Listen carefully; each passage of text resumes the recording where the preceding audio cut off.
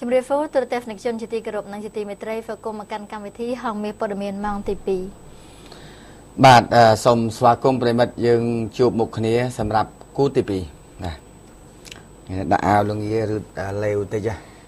ពលលងាហ្នឹងចាបានមួយម៉ូតទៀតចាបាទព្រឹកមិញនេះខ្ញុំទទួលប្រជាពលរដ្ឋខ្មែរយើងនៅអាមេរិកនិងបារាំងចឹងទូរស័ព្ទសួរសេឡាហ្នឹងអូចឹងគឺខ្ញុំសមិញខ្ញុំនិយាយថាសេឡាគូសាមកដល់ហើយដល់ពេលចឹងទៅគេនៅថាគេសួរបន្តមកទៀតគេថាសួរសុខទុក្ខសេឡាផងមិនដែរគ្រួសារមកដល់ហ្នឹងសប្បាយចិត្តអត់ចាចាប្រាប់គាត់តិចសប្បាយចិត្តចាតែគាត់ថាថ្ងៃច័ន្ទនេះក៏ត្រឡប់ទៅវិញហើយចាំមកបានពេលខ្លីដែរចាជុំខ្លីណាបងមកឲ្យវែងវិញមកខ្លីតែយករបស់វែងមកនិយាយអីគេធអនុសាវរីយ៍ជូនសិលាហើយគាត់និយាយខាងអ្នកនៅអាមេរិកថាសិលាបានគ្រួសារមកលេងแล้วដូចរៀង slim ហ្មងអីយ៉ានោះបានន័យថាម៉េចទៅរៀងដូចពីមុនរៀងធាត់ទៅពេលឥឡូវរៀងដូច slim ស្គមអញ្ចឹងមិនបានស្គមកុំឃើញវាអខ្លាំងពេកណាមិនអត់ល្ងុយទេអានឹងស្រាប់និយាយខ្លួនឯងបាច់បង្វែកដានអានឹងប្រាប់ទូទាំងនេះជនខ្លួនឯងទៅខ្ញុំមិនដឹងដូចបើតែមិញដែលគេទស្សនាទៅចានិយាយពីរឿងម៉ាស្សាណាចាហើយសេឡាខំប្រកែកចាហើយដល់ពេលចឹងទៅអ្នកដែលនៅម៉ាស្សាលោកទីបាច់ប្រកែកទេខ្ញុំអ្នកម៉ាស្សាឲ្យសេឡាក៏ពិតអមែនយើងប្រកែកហាងដែលយើងថាបែបបុរាណខ្មែរតែយើងចូលខាងអូរ៉េងម៉ាស្សានឹងទទួលស្គាល់តែគាត់ម្ដុំគ្នាចាមកកញ្ចុំតែខាងបុរាណខ្មែរអត់ដែរចូលលោករដ្ឋីបើចូលព្រោះខាងបងប្អូនខាងកន្លែងដែលយើងទៅនោះចាគឺគាត់មើលទៅគាត់ដឹងចិត្តយើងណាចាកុំឲ្យតែយើងចូលកន្លែងម៉ាស្សាកន្លែងចំណុចកន្លែងផ្សេងវាម៉ាស្សាចំតែមកកញ្ញុំនោះមកដុំអានឹងអីគេមកកញ្ញុំគេម៉ាស្សាសមុកអូម៉ាល់អីមែនថាសមុកអូម៉ាល់ដឹងមិនហ្នឹងតែសួរអ្នកខ្លែមកបានដឹងណាសួរអ្នកនៅអង្គុយមុខគេបានដឹងទៅម៉ាស្សាបៀបមិនជួយប្រាប់ខ្ញុំហើយមិនសមមិញដែរសមមិញគេក៏ប្រាប់មកថែមទៀតដែរសមមិញខ្ញុំភ្លេចតាមពិតខ្ញុំស្គាល់ឯកឧត្តមមកពេជ្ររិទ្ធចាប៉ុន្តែដោយសារតែអារម្មណ៍នឹងរឿងរ៉ាវវាច្រើនពេកដែលត្រូវនិយាយដល់ពេលជួអ្នកថាគេដែលអ្នកគ្រប់គ្រងនៅគៀនស្វាយនៅកន្លែងរមណីយដ្ឋានគៀនស្វាយណាឯកឧត្តមណាដល់ពេលគេប្រាប់មកបានអាហ្នឹងមិនហ្នឹងអាហ្នឹងវាក៏អាយដំគេអាយដំមកពេជ្ររិទ្ធអូហ្នឹងបានចំអូអាហ្នឹងបានចំអូយខឹងតាមពិតខ្ញុំជួបជាមួយគាត់ញឹកញាប់ហើយដោយសារតែអាយដំគាត់កាន់នៅតួនាទីខាងកម្មគនត្រូលចាបាទហើយកម្មគនត្រូលហ្នឹងគឺត្រួតពិនិត្យចំណីអាហារនៅក្នុងប្រទេសនឹងឯងរួមជាមួយនឹងការនាំចូលពីក្រៅរឿងចំណីអាហារខូចគុណភាពចំណីអាហារដែលមានជាតិគីមីបាទប៉ុន្តែឥឡូវទប់ស្កាត់អាចំណីអាហារមានជាតិគីមីនេះវាទៅជាមនុស្សនេះមានជាតិគីមីដែរទប់ចំណីអាហារតែលាបលេប្រើក្រែមម្សៅអីហ្នឹងហើយនេះជាតិគីមីឬសាឡាគីមីពេញខ្លួនរាល់ព្រឹកចាតែគីមីបើអត់គីមីអត់ស្អាតបាទខ្ញុំនេះបានអត់ជាសាឡាត្រូវការចង់ស៊ីអីខ្ញុំជឿអត់មានជាតិគីមីតែមកហុយក៏បានបាទតោះយើងទៅសាច់រឿងយើងវិញបាទអរគុណហើយប្រិមិត្តរបស់យើងដែលបានទូរស័ព្ទបន្ថែមជុំវិញនឹងឈ្មោះបុគ្គលខ្លះខ្ញុំភ្លេចតាមពិតខ្ញុំស្គាល់គាត់ច្រើនឆ្នាំហើយដោយសារតែការងារជាមួយគាត់ណាគាត់ផ្ដល់ព័ត៌មានអីចឹងទៅគាត់ទៅចាប់អីចឹងទៅយើងផ្សព្វផ្សាយព័ត៌មានប៉ុន្តែយើងស្គាល់គាត់តែព័ត៌មានដែលណាដែលនិយាយពីការពិតនោះបានហើយមិនមែនជាព័ត៌មានលាក់លៀមទេ bà phù chia bồ rọt bảo dưỡng theo ca trong đằng bò miền bận chăng bà hơi ấy lâu đi mà sao mình coi về lại nhom prap tha lùi thay lan tinh lanสำหรับcô ma công pria đó nèនៅខ្វះ300គ្រប់ 4000 ចាមិញលោកតូនីនៅសហរដ្ឋអាមេរិកទូរស័ព្ទមកខ្ញុំមិញគាត់ថាលោកទី300នៅខ្វះ300នឹងទូខ្ញុំអ្នកបំពេញចាแล้วបំពេញបាន 4000 ហើយណាបាទ 4000 ទៅទាន់មកដល់ហើយគាត់ប្រាប់ឲ្យហើយចាបាទតែលោកតូនីគាត់ជាពីលុតយន្តហោះដោយជំនាញរបស់ខ្មែរជនជាតិខ្មែររបស់យើងនេះប៉ុន្តែធ្វើជាប្រធានហោះហើរមួយដ៏ធំនៅសហរដ្ឋអាមេរិកគាត់នេះដែរមោទនភាពខ្មែរយើងណាបាទទៅក្រៅមានតួនាទីធំនៅក្នុងស្ថាប័នរបស់ប្រទេសមហាអំណាចណាបាទប៉ុន្តែកុំអោយមោទនភាពដូចអ្នកលោតពីលើស្ពានជួយយវ៉ាក៏មុនមកដល់អួតប្រាប់ខ្ញុំលោកទីអើយមោទនភាពណាស់ថ្ងៃនេះព្រឹកនេះមោទនភាពណាស់បានឃើញគេលោតស្ពាននៅផ្ទាល់ភ្នែកដូចគាត់គាត់ថាឃើញតែគេលោតមើលតាមទូរទស្សន៍ចាដល់ម្ដងហ្នឹងលោកទីអើយមោទនភាពណាស់បានឃើញគេលោតផ្ទាល់ភ្នែកឯងថាទៅជួយសង្គ្រោះគេបានសម្រេចឃើញគេលោតបានសម្រេចទេដល់មកអរគុណណាប៉ុណ្ណឹងក៏ជាមោទនភាពរបស់លោកបានប្រាប់មកខ្ញុំណាបាទតោះឥឡូវយើងទៅរឿងរបស់យើងបាទថ្ងៃនេះរឿងច្រើនផងបាទឥឡូវទៅខាងសេឡាចាប់រឿងអីមុនចារឿងអាងប្តីជាមន្ត្រីនគរបាលជិះរថយន្តបិទស្កុតខ្មៅសមត្ថកិច្ចហ្វុំបកចាទៅជេរប្រមាថសមត្ថកិច្ចគាត់អាងមែនអីខ្ញុំមិនដឹងដែរចាំមើលហ្វិនចាស្ត្រីម្នាក់បើករថយន្តកាមេរីឆ្លាមមានបិទស្កុតខ្មៅគណៈដែលកម្លាំងសមត្ថកិច្ចចម្រុះចាតម្រូវឲ្យខតហ្វុំធ្វើការត្រួតពិនិត្យចាឲ្យបកស្កុតខ្មៅចេញបែជាតែអ្នកបើកបរឡូឡាឡំប៉ាជេរប្រមាថសមត្ថកិច្ចដែលបំពេញតួនាទីនិងអនុវត្តទៅតាមច្បាប់ទៅវិញបង្កឲ្យមានការភ្ញាក់ផ្អើលកាលពីវេលាម៉ោង 7:15 នាទីចា15 នាទីយប់ថ្ងៃទី 19 មករានៅតាមផ្លូវជាតិលេខ 6 ភូមិគៀនឃ្លាំងសង្កាត់ជ្រោយចង្វាខណ្ឌជ្រោយចង្វាតាមសមត្ថកិច្ចបានដឹងថាអគ្គបញ្ជាការឯកភាពខណ្ឌជ្រោយចង្វាដឹកនាំដោយលោកចាធិnghịនិងលោកទៀងរាវងជាអភិបាលរងខណ្ឌជ្រោយចង្វាក្រោមបញ្ជារបស់លោកឃ្លាំងហួតជាអភិបាលខណ្ឌនិងកម្លាំងសមត្ថកិច្ចចម្រុះដាក់គោលដៅត្រួតពិនិត្យច្បាប់ចរាចរណ៍ផ្លូវគោកនិងបកស្កុតខ្មៅបរិយន្តដើម្បីពង្រឹងសន្តិសុខសុវត្ថិភាពសម្រាប់ធ្នាប់ជូនប្រជាពលរដ្ឋក្នុងភូមិសាស្ត្ររបស់ខ្លួនអំឡុងពេលដែលកំពុងតែធ្វើការត្រួតពិនិត្យក៏មានរថយន្តកាមេរីឆ្លាមពណ៌ត្រីឆ្លូញពាក់ស្លាកលេខភ្នំពេញ 2M 9429ជាដៃស្ត្រី3នាក់ចាម្ដាយកូនស្រីបើពីជើងទៅត្បូងហើយមកដល់ចំណុចគោលដៅខាងលើត្រូវបានកម្លាំងសមត្ថកិច្ចចម្រុះខកធ្វើការត្រួតពិនិត្យនិងស្នើសុំឲ្យម្ចាស់យានយន្តខាងលើ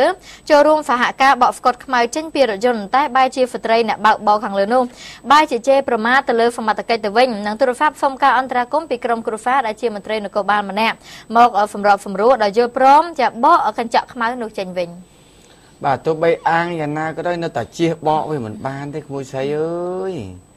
ទៅបើថាបတ်បញ្ជារបស់គេមិនតម្រូវឲ្យយើងបិទស្កុតខ្មៅទៅហើយយើងបកចេញទៅហើយបើសិនជិះវៀងកុំឲ្យខ្មាស់គេថាពេលដែលមកបកកដាលវាលមានសមត្ថកិច្ចចម្រុះអញ្ចឹងថ្ងៃក្រោយយើងបកចេញទៅប៉ុន្តែវាមិនមែនទុះតន់អីធ្ងន់ធ្ងរទេតាក់ទងនឹងស្កុតខ្មៅអីហ្នឹងនោះគ្រាន់តែថានេះសមត្ថកិច្ចគេយកបတ်បញ្ជានេះដើម្បីត្រួតពិនិត្យសវត្ថិភាពប្រជាពលរដ្ឋទូទៅតែប៉ុណ្ណោះទេប៉ុន្តែវាមានហេតុផលច្រើនយ៉ាងណាស់បើសិនជាយើងចង់បកស្រាយជួនកាលពេលខ្លះបើយើងបកស្រាយឲ្យត្រូវបិទស្កុតខ្មៅក៏ជាប្រយោជន៍ចា៎ណាប៉ុន្តែបើសិនជាយើងបកស្រាយឲ្យទៅជាអាក្រក់បិទស្កុតខ្មៅទៅជាអាក្រក់ណែ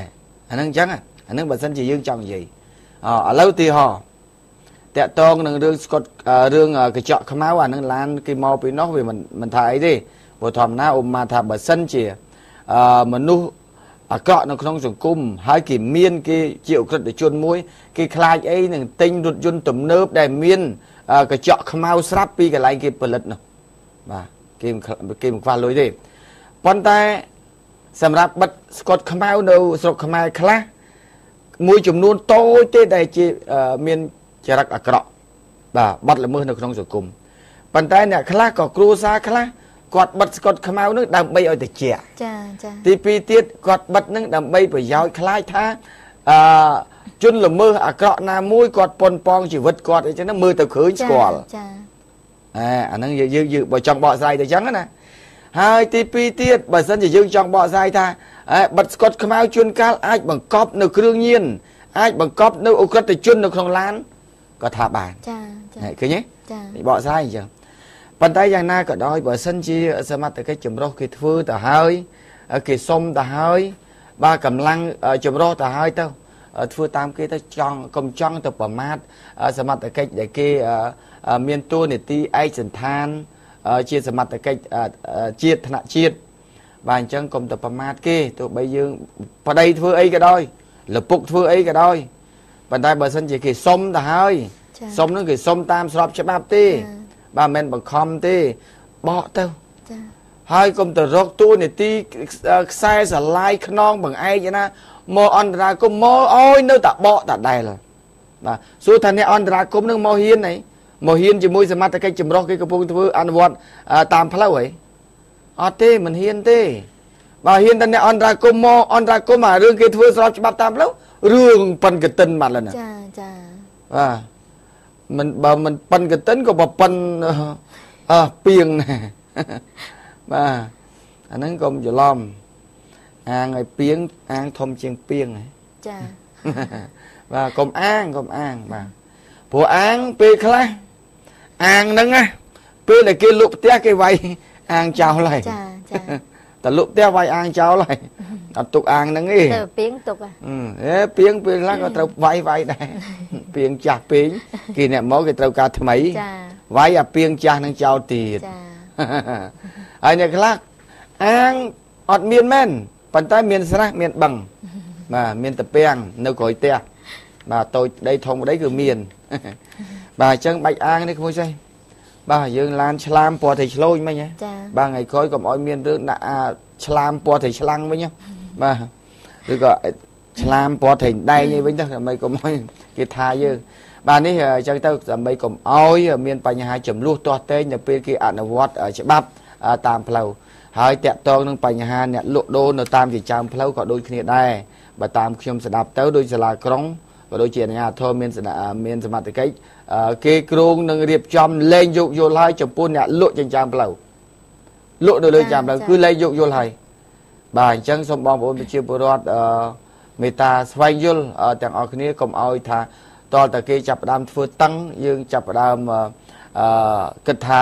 គេនឹងបំពេញទៅលើសិទ្ធិរស់នៅរបស់ប្រជាពលរដ្ឋប៉ុន្តែសូមបងប្អូនគិតអំពីសណ្ដាប់ធ្នាប់សាធារណៈបាទដើម្បីប្រយោជន៍យើងទាំងអស់គ្នាហើយកុំឲ្យភ្ញៀវអន្តរជាតិគេឲ្យតម្លៃស្រុកខ្មែរថាស្រុកខ្មែរតែអញ្ចឹងគេលក់តែតាមផ្លូវអញ្ចឹងបាទកុំឲ្យគេឲ្យតម្លៃបែបហ្នឹងបាទតោះទៅទៀតចាឥឡូវចូលទៅមួយរឿងទៀតករណីអ្នករត់រមាក់ម៉ូតូឆ្លោះប្រកែកគ្នារឿងដណ្ដើមមួយ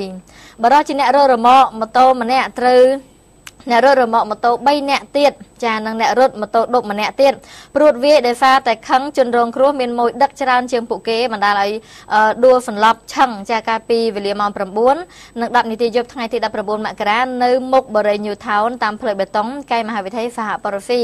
ភូមិព្រៃទាចាសង្កាត់ចំចែកខណ្ឌពោធិ៍សែនជ័យ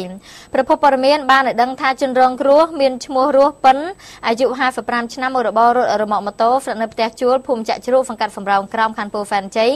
ជាអ្នករត់រមាក់ម៉ូតូនៅចំណុចខាងលើនេះយូរមកហើយមានស្គាល់មួយច្រើនទើបរាល់ថ្ងៃគាត់មានម៉ួយដឹកជាប់រហូតធ្វើឲ្យក្រុមជនបង្កដែលជាអ្នករត់រមាក់ម៉ូតូនៅក្បែរគ្នានោះមានគ្នា3នាក់និងអ្នករត់ម៉ូតូឌុបម្នាក់កើតមានការច្រណែនឈ្នានេះបាននាំគ្នាទៅព្រួតចាឆ្លោះប្រកែកជាមួយនឹងជនរងគ្រោះកាលពីវេលាម៉ោងកាលពីថ្ងៃទី 18 ខែមករាកន្លងមកហើយតែអត់បានវាយតប់គ្នានោះទេលុះដល់ជប់កើតហេតុស្រាប់តែជនបង្កបាននាំគ្នាជិះរមាក់ម៉ូតូមួយគ្រឿងគ្នា3នាក់និងម៉ូតូឌុបមួយគ្រឿងទៅដល់បង្កចំនួនជាមួយជនរងគ្រោះហើយបានព្រួតវាយគ្នាចាព្រួតគ្នាវាយទៅលើជនរងគ្រោះរហូតសន្លប់ស្ដុកស្ដឹងតែមុននឹងសន្លប់ជនរងគ្រោះបានទូរស័ព្ទហៅមិត្តភក្តិម្នាក់ទៅជួយអន្តរាគមន៍ដោយដើរទៅដកកូនហ្វោរមាក់ម៉ូតូរបស់ជនបង្កត្រូវជនបង្កចាវាយរងរបួសស្រាលហើយជនបង្កនាំគ្នាជិះរមាក់ម៉ូតូរត់គេចខ្លួនចំណែកជនរងគ្រោះបានដឹកយកទៅព្យាបាលនៅគ្លីនិកឯកជនអត់ចាប់បានទេអត់ចាអត់ទាន់ចាប់បានផងនេះឃើញទេអ្នករស៊ីរមាក់ម៉ូតូ ក៏មានចំនួននឹងគ្នាដែរដោយសារតែរឿងបញ្ហាមួយបាទនេះហើយលោកអ្នកឃើញទេពីមុនមានម៉ូតូឌុបចាបាទម៉ូតូឌុបគឺដដើមមួយគ្នាចឹងដែរឥឡូវនេះគឺរមាក់ម៉ូតូកង់3មិនមែនកង់3រមាក់ម៉ូតូចាបាទគឺគាត់ចំនួនទាស់តែងគ្នាដោយសារតែបញ្ហាដដើមមួយចុះបើមួយគេទៅជីតែគាត់ទៅធ្វើម៉េចចាហេតុអីបានជាទៅចំណែនគាត់ចឹងអូមើលទៅវាយគាត់ចឹងហើយអ្នកមុខរបរដូចគ្នាសោះហើយមិនគួរណាខាងភៀកគីខាងរមាក់ម៉ូតូផ្សេងមកព្រួតវាយគ្នាអញ្ចឹងប៉ុន្តែជួនកាលវាអាចមានរឿងអីផ្សេងទៀតហ្នឹងហើយដោយសារតែមួយច្រើនហ្នឹងឯងយើងមិនទៅដឹងចាឥឡូវនេះរឿងជាក់ស្ដែងគាត់ថាអញ្ចឹងគាត់ថារឿងដោយសារតែគាត់មានមួយច្រើនជាងចាបានជាគាត់ចំណែនគាត់នោះគាត់វាអត់មួយសោះចាំមិនព្រមខំប្រឹងតំណាក់តំណងឲ្យមានមួយច្រើនគេចាចាំនៅវាយគេអូវាយគេងាប់បានមួយទៅជីខ្លួនឯងហែងលូតិចទៀតវាងាប់ខ្លួនឯងវិញទៅណាអានឹងមិនមែនយើងឥឡូវយើងនិយាយថាគាត់ដដើមមួយប៉ុន្តែរឿងពិតនៅពីក្រោយផ្សេងទៀតមិនដឹងជាអាចមានរឿងអីអាចកម្លាំងថែមទៀតក៏មិនដឹងដែរយើងអត់ដឹងដែរចាចាបាទប៉ុន្តែឥឡូវខ្ញុំសូមលើកឡើងរឿងអតីតកាលបន្តិចកាលពីមុនប៉ុន្តែឥឡូវប្រហែលជានៅមានតែនៅមានតិចតួចទេម៉ូតូឌុបពួកខ្ញុំក៏ធ្លាប់រត់ម៉ូតូឌុបដែរចាបាទរត់ម៉ូតូឌុបដោយសារតែកលនោះនៅរៀនសកលវិទ្យាល័យភ្នំពេញចាបាទដល់ពេលទៅរត់ម៉ូតូឌុបគឺរត់នៅកន្លែងតាមផ្លូវមួយនៅចិត្តសក្យមនីចេតិយចាចាមុខរាធំហៅរាធំណាកន្លែងកាច់ជ្រុងតំណឹងគឺគេចាំពេលដែលឡានពីបាត់ដំបងមកចាចាឡានពីកំពង់ចាមមកដល់ពេលអញ្ចឹងទៅយើងដឹងថាមួយមកពីតាមខេត្តជិះឡានមកហើយគឺដេញតាមឡានហ្មងជិះម៉ូតូដេញតាមដល់លោកសុពុងមិនមែនម៉ូតូអមឡានអ្នកធំទេណាតាមពិតម៉ូតូដូចអមឡានតាក់ស៊ីចាដែលទទួលមួយមកពីខេត្តប៉ុន្តែអ្នកខ្លះអ្នកម៉ូតូឌុបខ្លះក៏គេល្អដែរគេដឹកមួយនឹងគេថាទៅតាណាគឺទៅតាណាប៉ុន្តែអ្នកខ្លះខូចម៉ូតូឌុបខ្លះខូចសួរបងដឹងតែថាមួយមកពីខេត្តហ្នឹងគាត់អត់ស្គាល់ទីក្រុងភ្នំពេញប្រាប់ថាដឹកខ្ញុំទៅផ្សារដេប៉ូទីហោអញ្ចឹងណាចាអានោះមានទៅផ្សារដេប៉ូណាម៉ែអើយដឹកទៅនោះពូជតុងធ្លាក់ទៅពូជតុងនោះកុងកេលលិចកើតបងជើងបានមកដល់ផ្សារដេប៉ូបាទដល់គិតតម្លៃ 30000 20000ដែលយើងជិះត្រឹមប៉ុណ្ណឹងថា 5000 ចុះណាចាបាទអញ្ចឹងទៅហើយខ្ញុំជួបមួយដែលគាត់អង្គុយយំហើយម៉ូតូឌុបនឹងយកគាត់នេះទៅបាត់យករបស់គាត់ទៅបាត់គាត់ថាខ្ញុំដឹកខ្ញុំទៅគឺឈប់នៅកន្លែងកាច់ជ្រុងមុខរាធំហ្នឹងគាត់ថាឲ្យឌុបខ្ញុំទៅផ្សារថ្មីចាហើយផ្សារថ្មីដល់ហ្នឹងស្រាប់ដល់នោះមានអីដឹកគាត់នោះទៅលាក់ចោលនៅនេះនៅប្រយ៉ាបទៅសម្លុតគាត់នោះអត់ឲ្យលុយនោះយកនោះខ្ញុំជិះម៉ូតូទៅឃើញគាត់យំតែមិនម៉ូតូឌុបមិនមកសម្លុតខ្ញុំយកអស់នេះមើលអញ្ចឹងនេះម៉ូតូឌុបមួយចំនួនតូចវាទៅជាលេងឌុបយកលុយថ្លៃឌុបឲ្យវាទៅប្លន់គេវិញអាហ្នឹងថាចិត្តទៅអញ្ចឹងអ្នកម៉ូតូឌុបខ្ញុំនិយាយអញ្ចឹងប្រកាសជាគាត់ដឹងហើយព្រោះប្រវត្តិអ្នកម៉ូតូឌុបខ្ញុំមិនស្គាល់ខ្ញុំមិនដឹងព្រោះខ្ញុំអ្នកឌុបដែរចាបាទហើយខ្លះទៀតតាក់តងនៅបេននិយាយអស់មកហ្នឹងណា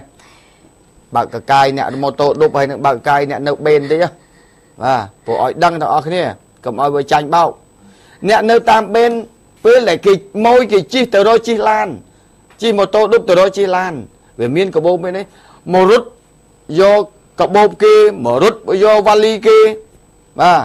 ហើយយកទៅម្ចាស់គេមិនទាន់ទៅផងយកទៅបាត់មិននឹងដាក់ឡានណាចាដល់ពេលនេះចាប់ដើមចុះពីម៉ូតូឌុបឲ្យលុយគេស្រាប់តែបាត់វ៉ាលីបាត់ហើយតើឡាននៅយកបាត់ហើយដល់សួរឡាននេះឡានទៅខ្ញុំអត់ដឹងនៅដឹងបាត់វ៉ាលីបាត់មានបាត់អញ្ចឹងទៅបាទប៉ុន្តែខ្លះក៏អត់បាត់ដែរចាប៉ុន្តែក៏អ្នកដែលរត់មកយកអញ្ចឹងថ្ងៃក្រោយបើថាបានជាមកទៅហើយចាំគេនឹងសិនឲ្យគេឲ្យលុយថ្លៃម៉ូតូឌុបសិនសូមយករបស់គេទៅដាក់ឡានខ្លួនឯងក៏មិនដែរយកទៅមុននោះបាទហើយក៏សួរចេះទៀតថា cái tàu chi lan thôi mạch một tờ đàm cái tê một vô có bom từ ấy và ly kia từ ấy bình chân phom từ vô đọc tia cái từ rô lan chi nó ngay ta nhóm dây ní cà phê khai nhẹ để khôi nhẹ để khơi drop sầm mặt kia vô là bo kia ở lâuประมาณ ngày ní cứ miền Tây mất tu dập một chấm mình tên tẹt tông mô tô con bay sầm tu gào ta mô tô con bay anh chập score vào tay men mô tô con bay rồi mọ mô tô cái ơi đất ai văn pin hay mà cha cái chăm chi mô tô tam rồi lại ta là vua lên chết ở đây tàu xăm muốn đất vô là bỏ kia tự bạt rồi cho bà cười bôi trắng à vì miền này khôi trắng à vì thưa ơi passport cái từ vô cái này lọ nè rút mô tô đúc đá tay vì cái lọ nè rút mô tô con bay rồi là mọ mô tô đá tay cái lọ à mà nè pin nè nó thưa ơi khôi à lâu nó nè chi là mọ mô tô nó còn chập đam dây bèo xem lúc thì ai mưa ngày muốn ơi đặc tù tẩu sắp ta tộc bạt vô tộc bạt à lâu mà đang chết tơi nè cha nè về miền chẳng dây ở cái này là bay cùng ơi nhiều khá là để có đất ấy là bo ấy á ba thợ bà giặt men tên ba trăm nhạc khôi bàn tay còn miền một tô con bay là cái đất bắt là bo cái plek nữa nắng bà vô mà ao giường là bay bà ca rồi mà cha để plek cả bộ spie ưng khnon và nợ ưng khnon rồi mà cha năng nơi nà bà còn miền kia này khang trắng này cái nhé xúc chất vô một đo khi mới ao đâu kia tiền bà chẳng không dây ní xong mà xìa sai cho cô nè mô tô đục lõ và hai nâng nè rút mọ mô tô để lo và công từ trong man trọp ra man kia và khi lưu vô nâng tập phần nâng si ban và man khi lưu si ban là vui phốt mà khai khi lưu ba bà cam với khi nhà ly nhà tao em chúng cao về ba bà cam cái nào cả hai là bao trọp cái lên chép theo ly nữa nâng vừa gieo 700 ទៅ 3%ជាតិមកជាតិក្រោយអត់ដាក់តនីអីទេទេរបស់គេហើយញបាបកម្មភ្លាមឆេះផ្ទះខ្លួនឯងលាយអស់លីងទៅហើយរត់មកឲ្យលោករាជជួយពីនេះសុំជំនួយទៅអីចឹងហើយក្រោយអបធ្វើបាបគ្នាអ្នកក្រីក្រខំជិះឡានខំជិះម៉ូតូខ្លួនឯងហើយសុំអីហើយមកធ្វើបាបចឹងខ្ញុំជួបជាក់ស្ដែងមកខ្ញុំនិយាយបាទបើខ្ញុំមិនជួបខ្ញុំនិយាយអត់ត្រូវទេធ្លាប់ឆ្លងកាត់ជីវិតនឹងអស់ហើយចាបាទប៉ុន្តែអត់សូវឥឡូវនៅតែមានអ្នកដេញតាមឡានតែគាត់ថាឥឡូវប្រជាពលរដ្ឋយើងយល់ដឹងច្រើនហ្នឹងហើយចាបាទអញ្ចឹងសូមអ្នកជិះក៏ចឹងដែរភ្ញៀវអ្នកត្រូវជិះហ្នឹងក៏ត្រូវតែប្រយ័ត្នដែរណាបាទកុំសន្តិភាពច្រើនពេកជាមួយនឹងអ្នកដប់ខ្លះព្រោះអ្នកដប់ខ្លះឃើញទេធ្វើម៉ួយដប់នារីការ៉ាអូខេពេលយប់តាមពិតដប់ទៅឲ្យគេប្លន់ដប់នារីស្អាតទៅឃើញមានគ្រឿងអលង្ការដប់ទៅដល់ធ្វើឈប់គ្នាវាមកប្លន់ឃើញទេឃើញមានអ្នកខូចអញ្ចឹងទេបាទហ្នឹងទៅគិតគ្រប់នេតិ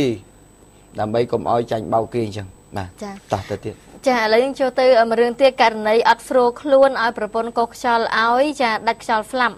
បរិះជាអ្នករត់ម៉ូតូដប់ម្នាក់កំពុងតែចាប្រឡែងលេងជាមួយនឹងកូនបានប្រាប់ប្រពន្ធថាគាត់អត់ស្រួលខ្លួន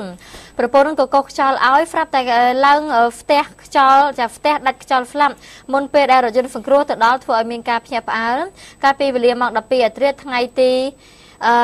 ថ្ងៃទី 19 មករានៅបន្ទប់ជួលលេខ 4 ភូមិអូបៃក្អមសង្កាត់ទឹកថ្លាហ្វាប់មានឈ្មោះខីប៉ូអាយុ 42 ឆ្នាំមុខរបររត់ម៉ូតូដុំមានប្រពន្ធឈ្មោះផាន់ឡាអាយុ 40 ឆ្នាំមុខរបរលក់នំហ្វមអាំងនិងពងទាកូនដែលស្នាក់នៅបន្ទប់ជួលកើតហេតុខាងលើអ្នកទាំងពីរអ្នកប្តីមានចាទាំងពីរអ្នកប្តីប្រពន្ធមានស្រុកកំណើតនៅខាងភូមិសម្បួរឃុំអនហ្វែងជាស្រុកកំពង់ត្របែកខេត្តព្រៃវែងបានកូន 3 នាក់ស្រី 2 ប្រុស 1 នាក់បើតាមសម្ដីស្ត្រីជាប្រពន្ធបានដឹងថាមុនពេលដែលកើតហេតុគាត់កំពុងតែរៀបចំចាវិញហ្វមចាទុកលក់នៅថ្ងៃស្អែកហើយប្តីនៅបលែងលេងជាមួយនឹងកូនបានបន្តិចចាបានប្រាប់គាត់ថាអត់ស្រួលខ្លួនទេពេលនោះគាត់ក៏បានកុសខ្យល់ឲ្យប្តី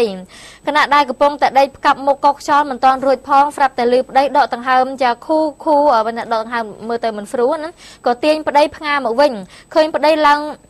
ឡើង flash ចាក៏ជួយរឹតឲ្យបានទូរស័ព្ទហៅរថយន្តសង្គ្រោះមិត្តភាពចាំមន្ទីរពេទ្យមិត្តភាពខ្មែរហ្វវៀតមកដល់បានប្រាប់ថាដាច់ខ្យល់ស្លាប់ទៅហើយប្រពន្ធបានឲ្យដឹងទៀតថាកាលពីឆ្នាំមុនប្តីរបស់គាត់មានអាការៈបែបនេះម្ដងមកហើយប៉ុន្តែគាត់បានចាច្របាច់ទឹកក្រូចឆ្មាឲ្យហូបហើយក៏បានធូរស្រាលរហូតមកដល់សប្តាហ៍ថ្ងៃចាឥឡូវនេះសពត្រូវបានសមត្ថកិច្ចពិនិត្យដឹងថាស្លាប់ដោយសារខ្យល់កចាឲ្យបានប្រគល់ឲ្យប្រពន្ធយកធ្វើបុណ្យតាមប្រពៃណីបាទខ្ញុំធ្លាប់ធ្វើព័ត៌មាននោះដូចជា3ករណីហើយពេលដែលគាត់ចាប់ផ្ដើមអត់ស្រួលខ្លួនអីចឹងណាទៅកោសខ្យល់ស្លាប់តែម្ដងបាទអញ្ចឹងហើយបានជាបំរាមរបស់ពេទ្យនិងបំរាមដែលគេធ្លាប់ជួបសុំឲ្យពេលដែលថាមិនស្រួលខ្លួនជប់អាលកុំអាលបញ្ញាបញ្ញាកោសខ្យល់ពេកចាបាទសុំឲ្យថាឲ្យគាត់សម្រួលធ្វើរស័យជាវាច់អីសិនទៅបាទសុំឲ្យយើងទៅរកពេទ្យអីចឹងទៅតែកាលណាបើសិនជាយើងកំពុងតែអត់ស្រួលនេះអត់ស្រួលខ្លាំងនេះហើយចាប់ដើមកោសខ្យល់ធ្វើឲ្យប្រតិកម្មតែម្ដងបាទអញ្ចឹងទេសូមចងចាំណាព្រោះកើតឡើងច្រើនណាស់ពេលអត់ស្រួលខ្លួនកោសខ្យល់ស្លាប់ចាបាទចាទៅមួយរឿងទៀតណាចាគឺចូលទៅមួយរឿងទៀតជិះម៉ូតូរត់គេចពីគេដេញវាយទៅបោករថយន្តស្ត្រីជនជាតិចិនយុវជនចាមានគ្នា2នាក់រវល់តែងាកក្រោយជិះម៉ូតូរត់គេចពីជនដៃដល់មួយក្រុមជិះម៉ូតូដេញតាមវាយបានជ្រុលទៅបុករថយន្តស្ត្រីជនជាតិចិនបណ្ដាលឲ្យបែកចង្គៀងខាងមុខអត់មានលុយសងបានរត់ចោលម៉ូតូនៅកន្លែងកាត់ហេតុកើតឡើងនៅតាមម្ដាយផ្លូវមហាវិថីព្រះនរោត្តមទល់មុខធនាគារប៊ូយ៉ុងខ្មែរសង្កាត់បឹងរាំងខេត្តដូនពេញកាលពីវេលាម៉ោង 6:50 នាទីព្រលប់ថ្ងៃទី 19 មករា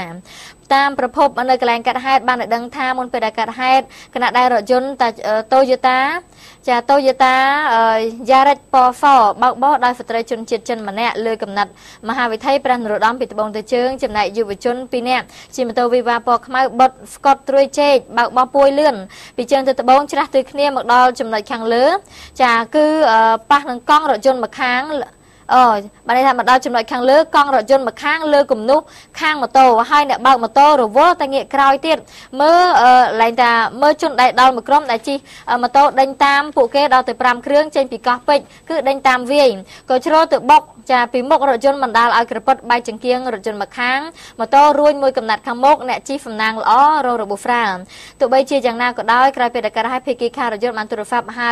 ចាអ្នកបកប្រែចាមកធ្វើការចរចាដោយទាមទារសំណងការខូចខាតតែយុវជនទាំងពីរនាក់អង្វរថាគ្មានលុយទេព្រោះម៉ូតូរបស់គេចាស់ណាស់ទៅហើយខណៈដែលកំពុងតែឈរនិយាយគ្នាភ្លេចខ្លួនយុវជន2នាក់នោះបានរត់គេចបាត់ទៅបានហ្វទុកតែម៉ូតូចានៅកន្លែងកាត់ហេតុគាត់ទី1គាត់ភ័យខ្លាចគេដេញតាមពីក្រោយនោះជិះងាកបុកឡានគេទាំងតាមពិតឡានគេបើកត្រូវទេតែដោយសារនេះខ្លាចគេដេញវាយណែម៉ូតូក៏ចាស់អញ្ចឹងបាទទៅបុកឡានគេណាចាមិនដឹងជារឿងរ៉ាវយ៉ាងម៉េចបានជាឆ្លោះទាស់តែងគ្នាខាងក្មេងយុវជននោះទេតែជិះងាកបុកឡានគេតែម្ដងបាទឥឡូវនេះសូមប៉ុណ្ណឹងចោះទៅទស្សនិកជនហើយម្សិលមិញតាក់ទងនឹងសាររបស់មហាជនដែលផ្ញើមកខ្ញុំថាមានលបែងនៅខាងក្រោយសាលាខណ្ឌដូនពេញបាទនៅខាងក្រោយសាលាខណ្ឌដូនពេញដល់ចឹងទៅមានខាងម្ចាស់ snooker ហើយនឹងម្ចាស់បុកវិយាណាចាបាទកន្លែងកាហ្វេហ្នឹងគាត់ប្រាប់មកថាអត់មានទេមានមានគាត់ទូស្គាល់ថាមានប៉ុន្តែមានលេងតិចតួចគឺក្រុមអ្នកលក់ឡានខាងក្រោយហ្នឹងណាបាទលេងគាត់ចាំលេងមួយគាត់ហ្នឹងហើយលោកគូចម្រើនក៏បានទូរស័ព្ទមកខ្ញុំដែរលោកសួរថាទីកន្លែងហ្នឹងតាមពិតមានមែនពីមុនតាមខ្ញុំដឹងប៉ុន្តែគេបិទហើយតាចាគេបិទហើយចាអត់ទេខ្ញុំក៏ហៅគាត់បងអត់ទេបងអត់ទាន់បិទទេតែតូចធំឯដឹងនៅហើយតូចធំឯដឹងនៅហើយតែចាប់ដើមបិទពេលសារពីហងមាសបញ្ជូនទៅនឹងបិទហើយចាគាត់ថាអញ្ចឹងប៉ុន្តែខាងអ្នកបុកប៊ីយ៉ាម្ចាស់ snooker ម្ចាស់តាប៊ីយ៉ានៅនោះគាត់ថាមានបន្តិចតួចប៉ុន្តែអ្នកដែលលក់ឡានឯនៅនោះហើយអ្នកកម្មករជាងឡានអីហ្នឹងគឺនៅនោះលេងជុំគ្នាលេងសប្បាយបាទអញ្ចឹងទៅមិនបើខាងប្រជាពលរដ្ឋនៅក្បែរនោះគាត់ផ្ញើសារមកខ្ញុំដឹងថាតូចដឹងធំអី bà tay complete tha tình tâm nâng xa mà đó khi ông còn miên krom ca nghe châu tụi đó đấy nè nâng dây cái này hơi miên chỉ bà hơi nơi cái lạnh từ na lại na nó vô cùng oi xa nâng màu chè kho bà chẳng miên krom ca nghe khi ông tụi lên bây giờ nó đẻ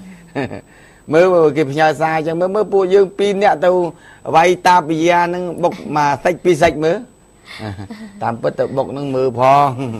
và nơi cái này na kiên tận na châu tận na pau chùa tận na bia chẳng đá na